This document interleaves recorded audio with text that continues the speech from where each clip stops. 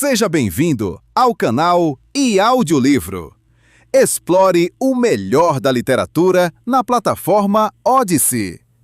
Nossos audiolivros contam com narrações envolventes e produção de alta qualidade.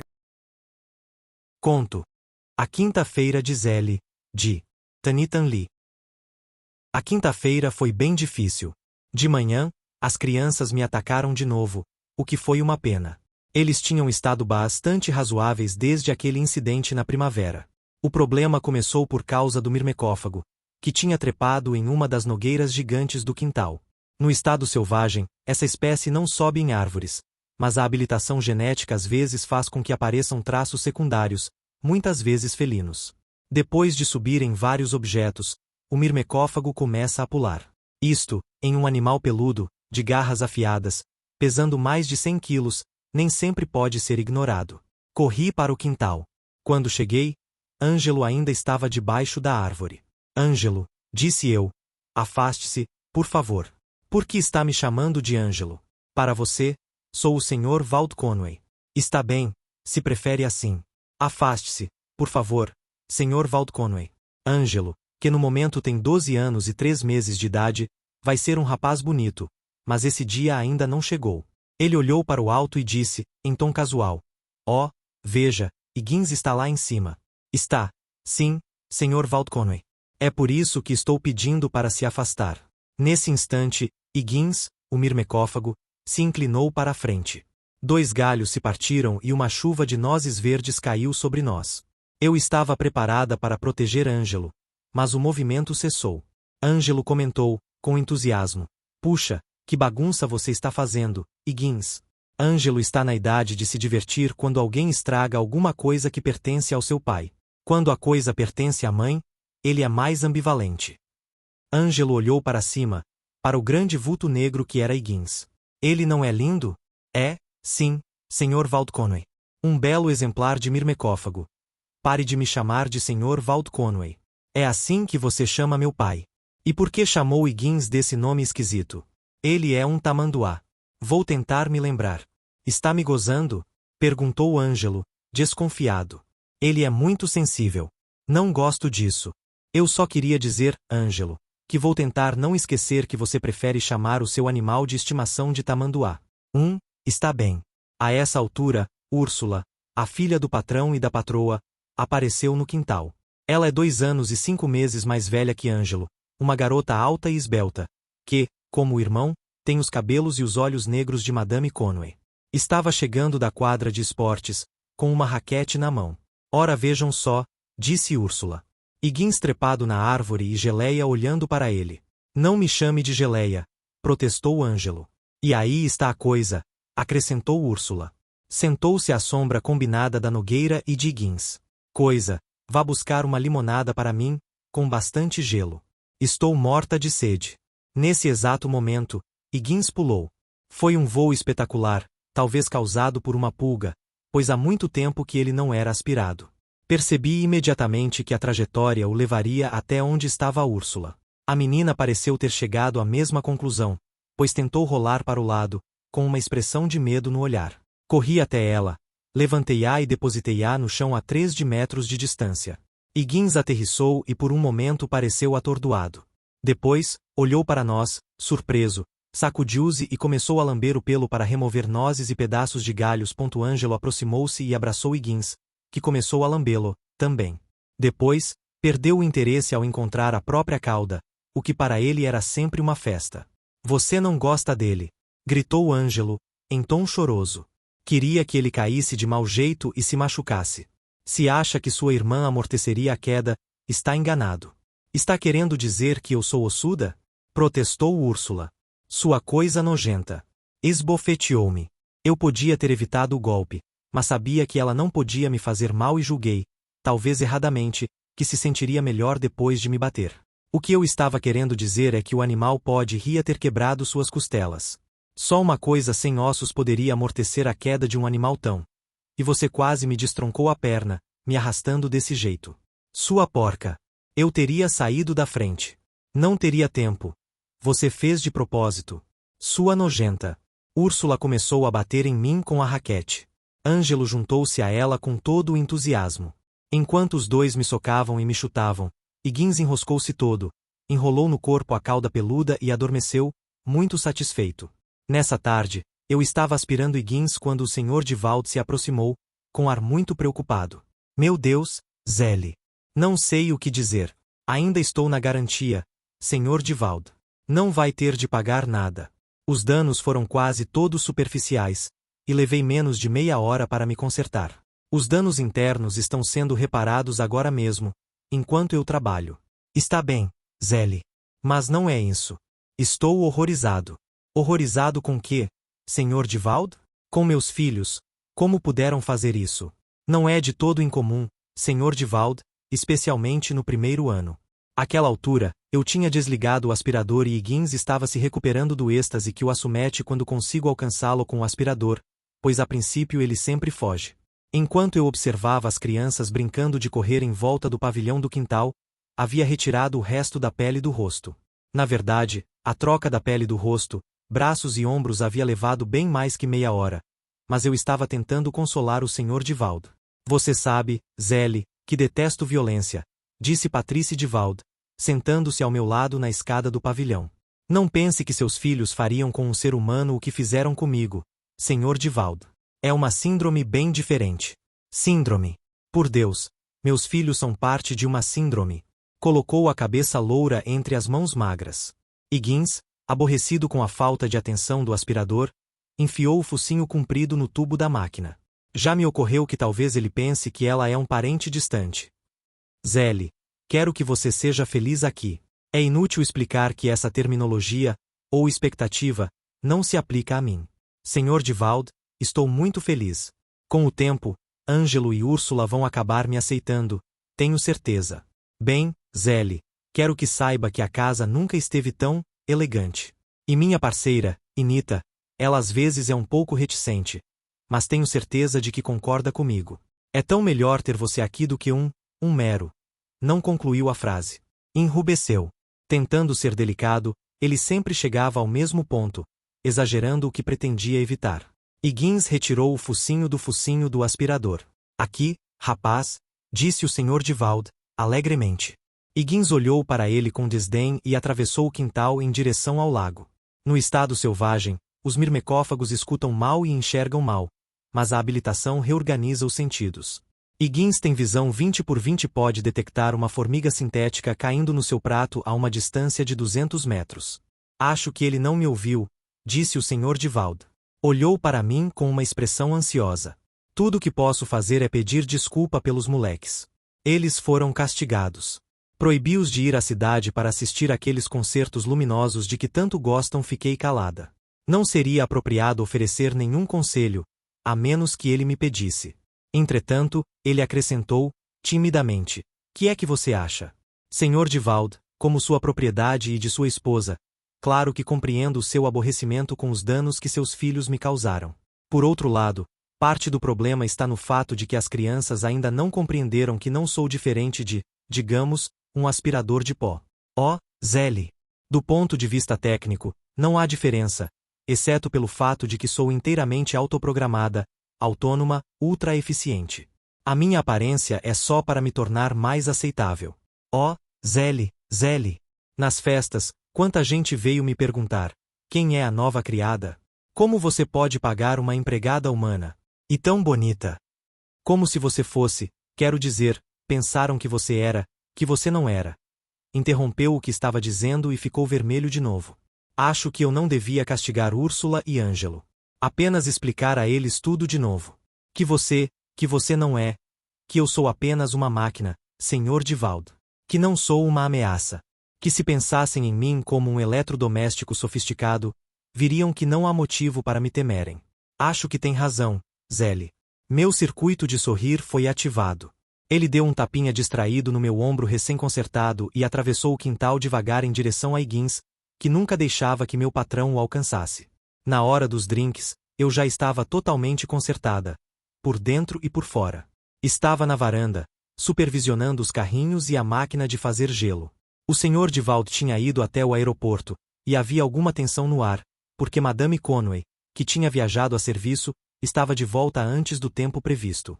As crianças tinham reaparecido no quintal, que era mais fresco nessa hora do dia, e estavam sentadas perto do pavilhão, com um ar muito desanimado.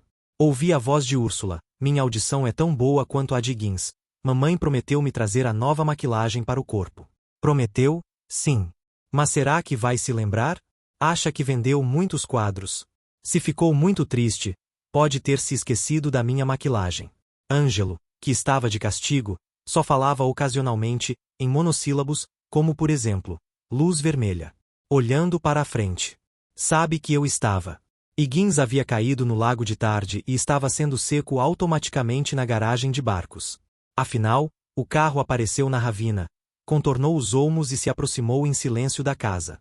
Parou na entrada e começou a depositar os 35 volumes de bagagem de Madame Conway no elevador de serviço. Inita Conway atravessou graciosamente o jardim com o Sr. Divald, levantando languidamente uma das mãos para as crianças. Úrsula correu na direção da mãe. Ângelo se levantou devagar, tentando esconder sua emoção. Inita Conway usava sandálias douradas. Os cabelos negros estavam penteados formando uma ponta chamada de unicórnio, que era a última moda. Úrsula admirou o penteado da mãe. Olá, mamãe. Vendeu muitos quadros. Por que voltou para casa antes do tempo? Que bom que voltou. Trouxe minha maquilagem? Trouxe, sim, Úrsula. Já deve estar no seu quarto. Posso ir? Pode, Úrsula. Úrsula saiu correndo. Ângelo aproximou-se da mãe e disse: Olá. Papai proibiu a gente de ir aos concertos. Já sei. Sei também por quê. Ângelo ficou parado perto da mesa das bebidas, que a máquina de servir estava arrumando. Apoiava a mão bem no lugar onde a máquina ia colocar os copos, de modo que ela era obrigada a reprogramar os movimentos.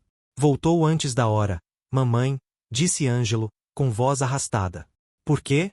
Para pegar seu pai em flagrante, disse Madame Conway.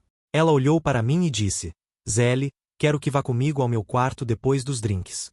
Eu trouxe saias sarba originais e algumas coisas para Úrsula. Tudo tem de ser arrumado antes do jantar. Em seguida, voltou-se para Patrice Divald e apertou-o em um abraço apaixonado que deixou Ângelo sem graça e aparentemente também deixou sem graça o próprio Sr. Divald. Querido, sentiu minha falta? Eu sempre. Pode ser, mas das outras vezes você estava sozinho. O Sr. Divald parecia terrivelmente nervoso. Que eu soubesse, não havia nenhuma razão para isso, mas às vezes as comunicações entre esses dois parceiros são tão complexas, têm tantas variáveis, que encontro dificuldades para analisá-las. A relação entre eles é parecida com um jogo de xadrez, mas sem as regras. Ouvimos um barulho abafado na garagem de barcos. Madame Conway se desvencilhou dos braços desajeitados do Sr. Divald. Acho que o maldito tamanduá andou aprontando alguma. Acabou de um gole só com o seu drink, um gin Reine triplo, e pegou um gin colada triplo. Dirigiu-se para dentro de casa e fez um gesto para que eu a acompanhasse. Enquanto caminhávamos pela varanda, olhou para trás e disse: Oh, Patrice. Temos um convidado para o jantar. Um jovem estilista que conheci. Depois de desligar o secador automático, Higgins saiu da garagem de barcos e atravessou o quintal. O pelo agora estava todo fofo. O animal parecia um soufflé. Bicho desgraçado, disse Madame Conway. Mandaria matá-lo, se não fossem as leis de proteção aos animais. Ângelo ficaria inconsolável, disse eu. Ele gosta muito do seu animal de estimação. Nós todos gostamos dos nossos animais de estimação. Zélie. A propósito, pensei que você não oferecesse nenhum conselho, a não ser quando solicitada. Eu não estava oferecendo um conselho, Madame Conway. Quer dizer que foi apenas um comentário casual? Uma observação, Madame Conway. Que mais você observou, Zélie? Em que área, Madame Conway? Bem, suponho que você tem de nos estudar minuciosamente. De modo a satisfazer nossos sonhos mais secretos.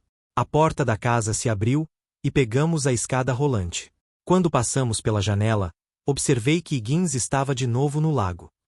Por exemplo, disse Madame Conway, quando entramos no elevador que levava à sua suíte, que foi que você descobriu a respeito dos sonhos secretos de Patrice? Alguma coisa que eu deva saber? Sinto muito, Madame Conway. Não estou entendendo. Duvido muito.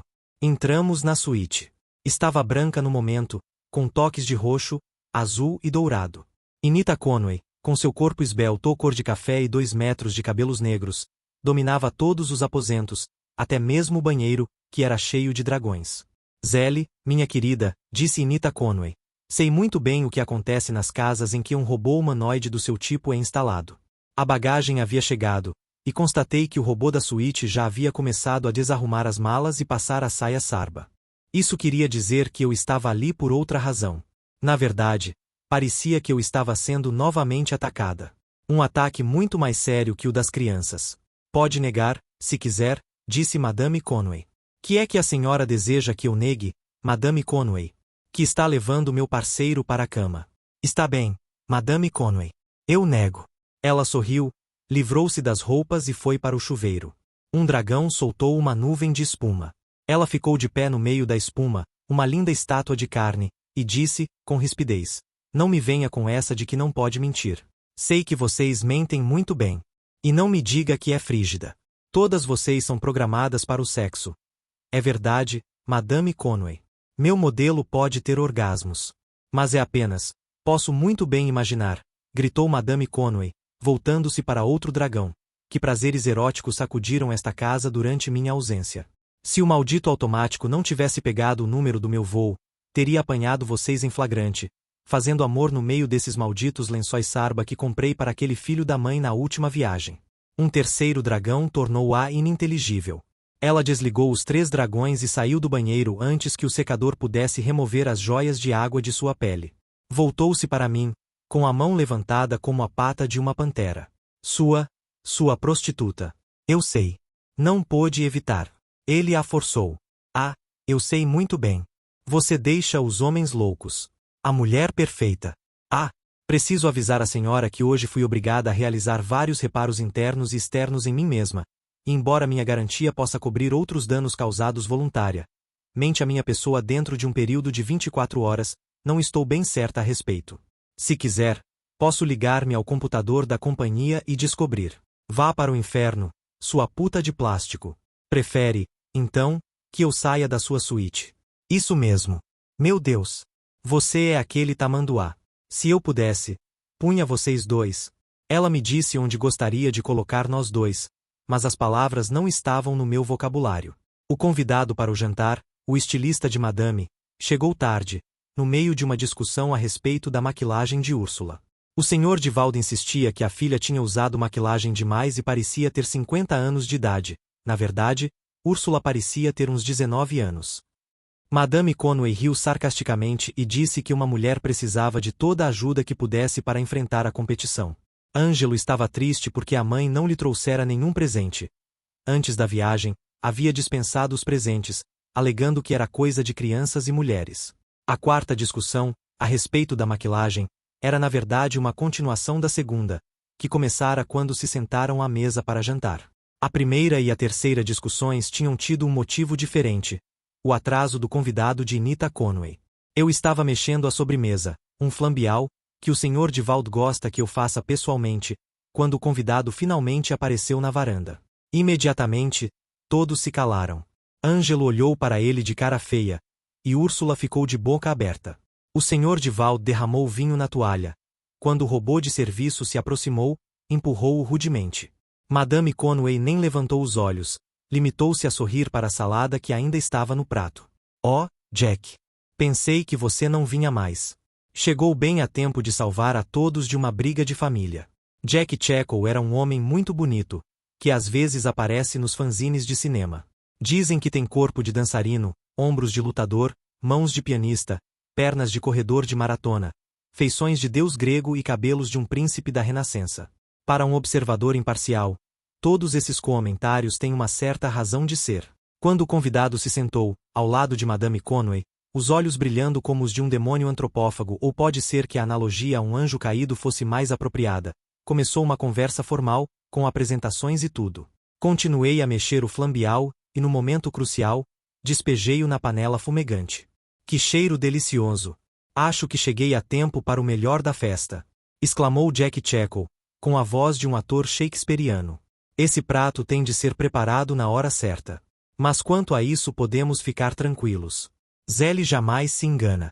Depois que o flambial apagou, o robô de serviço tomou o meu lugar. O Sr. Checkle, porém, só tinha olhos para mim. E essa é a famosa Zelle. Ela mesma, disse Madame Conway. Posso. Começou o Sr. Checkle, fazendo uma pausa para aumentar o efeito dramático. Posso chegar perto e tocar nela? Espere aí. Rugiu Patrice de Valde. Que diabo pensa que está fazendo? Mas o Sr. Checkle já havia se aproximado de mim, com aquele seu andar de tigre, e segurado minha mão com a leve pressão de um conhecedor. Não, declarou, olhando nos meus olhos. Não acredito. Você é uma garota, não é?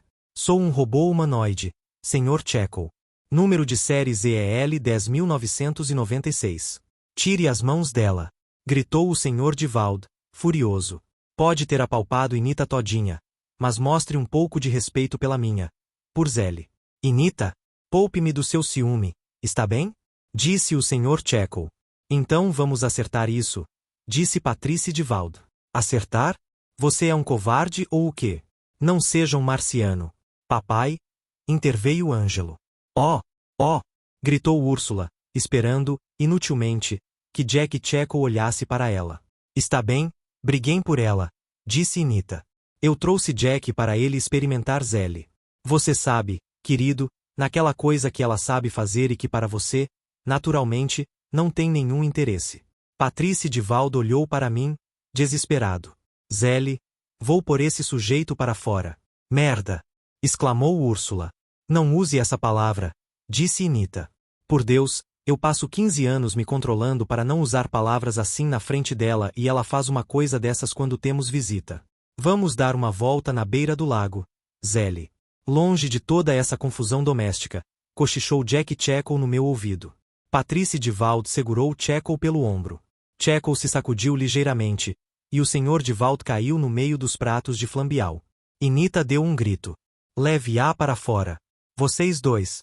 Façam logo o que têm a fazer, longe daqui. Ela já lhe deu licença, disse Jack Checkle. Vamos? Eu podia ver que o Sr. de Valde tinha ficado apenas atordoado, embora alguns pratos de porcelana, verdadeiras antiguidades, estivessem reduzidos a cacos. Naturalmente, não sou um modelo programado para defesa e pouco posso fazer nesse tipo de situação. Sou incapaz, por exemplo, de separar dois humanos que estejam brigando. Não havia necessidade de carregar o Sr. de Valde para casa ou administrar primeiros socorros. Ângelo parecia assustado, e Úrsula começou a chorar. Só me restava permitir que o insistente convidado me arrastasse para o quintal. Na beira do lago, à luz das estrelas, os vagalumes, que, como as abelhas e as borboletas durante o dia, podiam passar pelos sensores de insetos, adejavam no meio dos arbustos. Jack Checkle tomou-me nos braços e me beijou com ternura e paixão. Não, você é uma garota. Com algumas partes bionicas, talvez. Mas essa carne, essa pele, seu cabelo, seus olhos, esse perfume adorável, que perfume você está usando, Zelle? Na verdade, o perfume não era meu, mas de Gins. Depois de rolar em umas moitas de madressilvas, estava passeando nas vizinhanças. Não diga que não sente nada quando beijo você assim. Claro que eu não sentia nada, mas meu mecanismo de demonstrar afeição foi ativado. Ainda não tivera a oportunidade de testá-lo. Revelou-se muito eficiente. Meus braços se fecharam em torno do Sr. Checkle. Nós nos deitamos debaixo de um grande pinheiro. Pouco depois, meu mecanismo de orgasmo foi ativado. Meu corpo respondeu, embora, naturalmente, não estivesse sentindo nada. Os estímulos são as reações do parceiro, o que permite um sincronismo perfeito. O Sr. Checkle parecia não conhecer nada a respeito do meu funcionamento e provavelmente teria ficado muito satisfeito. Infelizmente, Higgins escolheu aquele momento para surgir na superfície do lago, depois de um mergulho. Parece que vai ser um excelente nadador. O focinho fino, um tubo negro no lusco-fusco da noite, apareceu a uns 10 metros da margem. Dele jorrou um jato d'água que parecia composto de milhares de estrelas. Que foi isso? Ejaculou o Sr. Checkle. Quando os estímulos cessaram, meu coração mecânico começou a bater mais devagar e minha respiração voltou ao normal. Respondi, então, em tom tranquilizador. É apenas o mirmecó, o tamanduá.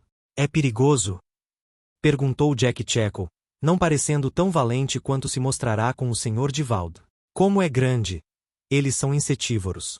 Preocupado com alguma coisa que só ele sabia, Higgins nadou para longe. Inita me contou que pretende dar um tiro naquele bicho e dizer que ele se matou. Observou o Sr. Checo, com uma risada ligeiramente histérica, enquanto vestia a roupa. Meu mecanismo de riso foi ativado. Minha risada foi mais espontânea que a dele. A propósito, disse o Sr. Checo, com um ligeiro ricto que podia ser sinal de uma depressão pós-coital ou simplesmente uma cãibra. Posso dizer a Inita que o seu lacre estava intacto. Eu fui o primeiro. Não posso imaginar por que isso interessa a ela, com o parceiro sem graça que tem. Mas é isso aí. É melhor não contar a Pat sobre a pequena ninfomaníaca que ele tem sob o seu teto. Todas as máquinas são entregues lacradas aos novos proprietários. O Sr. Checo evidentemente não sabe que esses lacres podem ser aplicados um número indefinido de vezes. Nem Inita Conway. Fui injusta com você, Zelle. Não faz mal, madame. Também fui injusta com Patrice. Todas as luzes da casa estão acesas, e já são 4 horas da madrugada de sexta-feira.